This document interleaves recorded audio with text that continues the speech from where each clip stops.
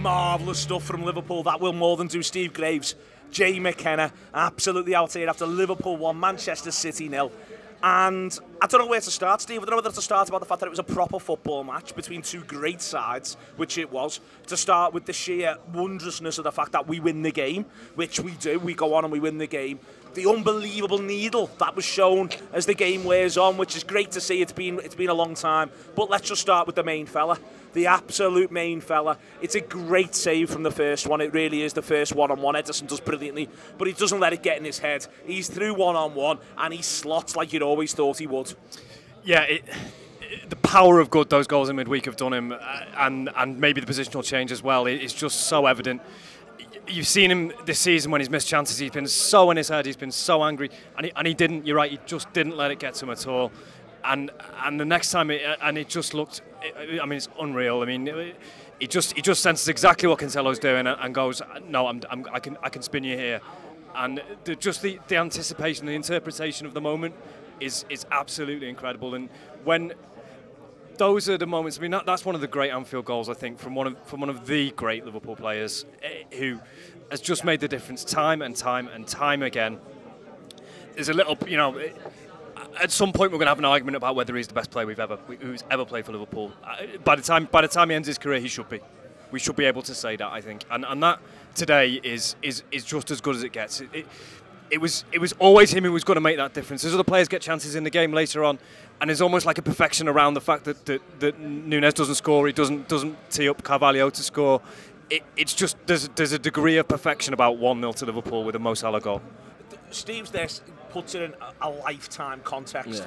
People watching this, Jay, they might not believe this, but you're substantially younger than me. But you remember the Gerard Houllier days. You remember what a Rafa Benitez win looks like. You remember what those Titanic clashes would be like.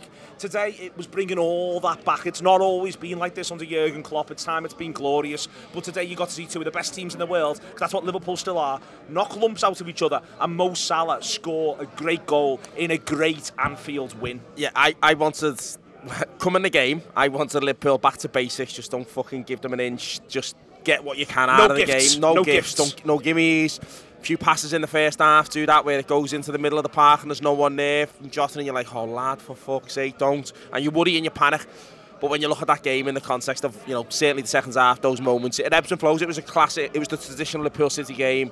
Traditional kind of teams who should be at the top of the league. You have your moments, you have yours. City are a fantastic team. There's none of this, they're the away team, so they shouldn't have periods on the ball. They have the ball.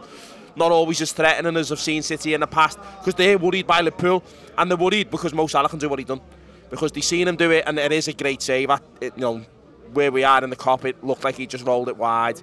He claims for something, but I didn't know whether he was being honest or that with Salah. But when you look it back, it's a great save. It's going in otherwise. By the way, we've just got to see it there, haven't we? We've got to see it on the telly behind us. Foul as well, which is also should be disallowed. But but Salah, that moment, mate, that's like, you're right. There's been those games when we've been crap under Houllier or Benitez and whatever, and we've done United, we've done Chelsea, and that you come out of that day because we've been crap this season and we've just fucking done it to City. And there's two boss bits of that. One, that we've just done that to City despite how shit we've been, but also people will come away from that victory, come away from that game, the way we've played at times, and think, fuck me, like, we've still got it.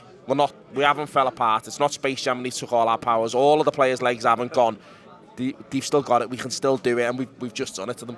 It's a Fernando Torres winner. It's that sort of territory. You get different ones. He has not had to score that many Fernando Torres winners because we haven't been in that many games. And against them, what's dead interesting is very few of them have actually not been settled by the hour mark. You think about the ding-dong affairs. The 1921 at Anfield, Fabinho scores, in there Salah scores, Mane scores. Guess what? It's 3-0 to Liverpool by 55 minutes. There's loads of them. Some of them have gone in their favour.